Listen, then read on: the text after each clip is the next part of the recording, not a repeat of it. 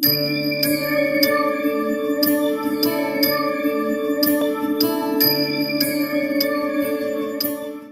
ஹர நம பார்வதி பதையே ஹர ஹர மகாதேவா. வெற்றிவேல் முருகனுக்கு அரோஹரா. சிவசுப்பிரமணிய சுவாமிக்கு அரஹரோஹரா. திருச்செந்தூர் முருகனுக்கு அரஹரோஹரா. அரஹரோஹரா என்று சொன்ன உடனேயே உங்களுக்கு எல்லாம் ஓரளவுக்கு யாரை பற்றி சொல்ல போகிறோம்னு தெரிஞ்சிருக்கோம். அதுக்கு முன்னாடி நீங்கள் வந்து இந்த யூடியூப் சேனலை சப்ஸ்கிரைப் பண்ணுங்கள், பெல் பட்டன் அழுத்துங்க, அடுத்தவர்களுக்கு ஷேர் பண்ணுங்கள், லைக்ஸ் கொடுங்க, கமெண்ட்ஸ் கொடுங்க. உங்களுடைய விஷயங்கள், நீங்கள் கேட்கக்கூடிய கேள்விகள் எந்த விதமான கேள்விகளாக இருந்தாலும் நீங்கள் இதில் வாட்ஸ்அப் நம்பர் வரும் என்னோடது, அப்படி இல்லைன்னா சேனலோட நம்பர் வரும். 2 நம்பரில் ஏதாவது ஒரு நம்பருக்கு நீங்கள் வந்து உங்களுடைய கேள்விகளை அனுப்புமாறு வேண்டி கேட்டுக்கொள்கிறோம். எந்த விதமான கேள்விகள் ஆன்மீகம் சம்பந்தமாக, நீங்கள் எந்த விசேஷமாக இருந்தால் சார், அமாவாசை, பௌர்ணமி, கிருத்திகை, சங்கடகர சதுர்த்தி, பௌர்ணமி, மேலும் பிரதோஷம், இது மாதிரியான விஷயங்களுக்கு நீங்கள் கேள்வி கேட்கணும் அப்படின்னு ஆசைப்பட்டீங்கன்னா என்னுடைய நம்பருக்கோ இல்லை சேனலோட நம்பருக்கோ நீங்கள் வந்து கொஸ்டினை நீங்கள் வந்து டைப் பண்ணி அனுப்புங்க. அதற்கான பதில் அடுத்த வாரமே உடனடியாக கொடுக்கப்படும் என்பதை தெரிவித்துக் கொள்கிறோம். அதுக்கு முன்னாடி நீங்கள் சப்ஸ்கிரைப் பண்ணுங்க, பெல் பட்டன் அழுத்துங்க. இந்த விஷயத்தை எல்லாரும் தெரிஞ்சுக்கணும் அப்படின்னு நீங்கள் ஆசைப்பட்டீங்கன்னா ஷேர் பண்ணி விடுங்க. ஓகே, இப்போ முருகப்பெருமானை பற்றி நம்ம பார்ப்போம். முருகப்பெருமான் எப்படி உதித்தவர்? சிவபெருமானுடைய நெற்றிக் கண்ணிலிருந்து நேரடியாக உதிக்கப்பட்டவர் முருகப்பெருமான். அவருடைய நெற்றிக் கண்ணிலிருந்து தாமரை மலர்களில் 6 தாமரை மலர்களில் 6 பொறி தீப்பொறி பட்டதுனால 6 குழந்தைகள் வடிவமாக இருந்தது. இப்போ அந்த 6 குழந்தைகளையும் கார்த்திகை பெண்கள், திருக்கார்த்திகை பெண்கள்னு சொல்லுவாங்க, அவங்க வந்து என்ன பண்றாங்க, அந்த 6 குழந்தையை எடுத்து வளர்க்குறாங்க. ஒரு கட்டத்துல வளர்த்த போது சிவபெருமானும் அம்பாளும் பார்வதி தேவி நேரடியாக தோன்றி இந்த சிவபெருமான் என்ன பண்றாரு, அந்த 6 குழந்தைகளை அப்படியே ஒரு சேக அணைக்கிறார். அணைக்கும் பொழுது பாத்தீங்கன்னா முகங்கள் மட்டும் தனியா 6 முகமும், உடம்பெல்லாம் ஒரே உடம்பாகவும் அறுமுகன் என்று சொல்லக்கூடிய ஆறுமுகப்பெருமான் முருகப்பெருமான் தோன்றியது. இப்போ நம்ம வந்து முருகப்பெருமான்னு சொன்ன உடனே அவருடைய கிரகம் என்ன அப்படின்னு நம்ம வந்து பார்க்க ஒரு சூழ்நிலை இருக்கிறது. ஜாதக ரீதியாக சில விஷயங்களை நம்ம வந்து பின்னாடி பார்க்கலாம். கிரகங்கள் பற்றினோ ஜாதக ரீதியாகவோ யாராருக்கெல்லாம் என்னென்ன பலன்கள், என்னென்ன மாதிரியான விஷயங்கள், ராகு கேது பயிற்சி, சனி பயிற்சி, அப்புறம் குரு பயிற்சி, அப்புறம் அடுத்தடுத்து மாசந்தோறும் பயிற்சி ஆகிற புதன், செவ்வாய், சூரியன், சந்திரன் 2.25 நாளுக்கு ஒரு தடவை பயிற்சி. அதனால நம்ம அதை வந்து அப்புறமா பார்க்கலாம். சந்திராஷ்டமம் பற்றி பேச போகிறோம்.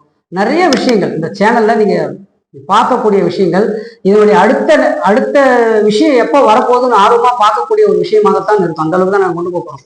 அதனால இப்போ நீங்க பார்க்கக்கூடிய விஷயங்கள் எல்லாத்தையுமே நம்பக்கூடாது அப்படிங்கிறதுக்காக தான் இது ஆரம்பிக்கப்பட்டது.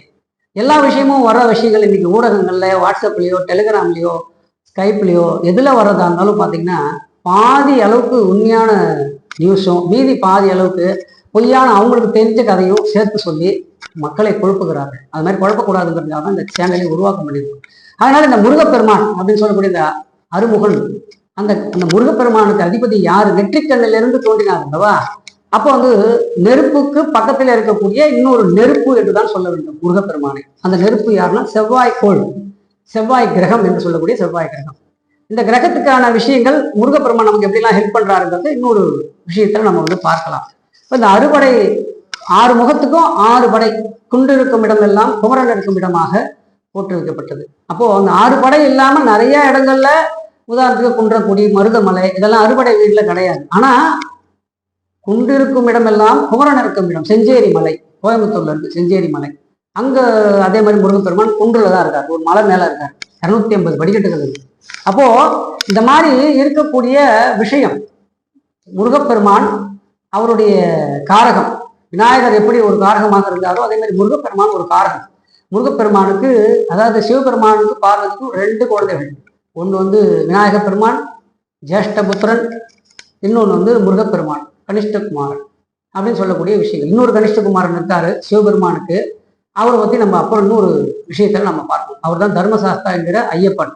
அதனால இந்த முருகப்பெருமானை பற்றி நம்ம பார்க்கக்கூடிய விஷயங்கள் எண்ணிலடங்கா இருக்கிறது. நிறைய முருகப்பெருமானை பற்றின விஷயங்கள் நம்ம வந்து எப்பொழுதுமே பார்த்துக்கிட்டே வரும். நம்ம வந்து விரைவிலே முருகப்பெருமானுடைய சில பல விஷயங்களை நம்ம வந்து நம்ம சேனல்ல தனி இதுவாக சப்ஜெக்டாகவே நம்ம வந்து பார்க்க வருகிறோம்.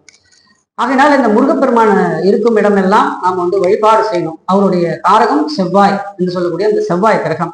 இந்த செவ்வாய் கிரகத்தின் மூலமாக அவர் நமக்கு நன்மை நிறைய செய்கிறார் அப்படின்றதையும் நம்ம தெரிஞ்சுக்கணும். ஆகையினால முருகப்பெருமான் வழிபாடு முக்கியமாக சால சிறந்தது, முக்கியமானதும் கூட. விநாயகர் வழிபாடு எப்படி முக்கியமோ அதே மாதிரி முருகப்பெருமானுடைய வழிபாடும் ரொம்ப ரொம்ப முக்கியமானது, ரொம்ப ரொம்ப நல்ல விஷயத்தையும் கொடுக்கும். இந்த அறுபடை வீடு அல்லாமல் அங்கங்கே இருக்கக்கூடிய வடபழனி, மேற்கு பழனி, இது மாதிரி நிறைய இடங்கள்ல பழனி முருகனை வச்சு வழிபாடு பண்றாங்க. அதனால நிறைய விஷயங்கள் முருகப்பெருமானுடைய விளையாடுகள் ரொம்ப தனி கதை. அதனால நம்ம இன்னும் ஒரு சப்ஜெக்டா நம்ம அதை பார்ப்போம் அப்படிங்கிறத தெரிவிச்சுக்கிறேன்.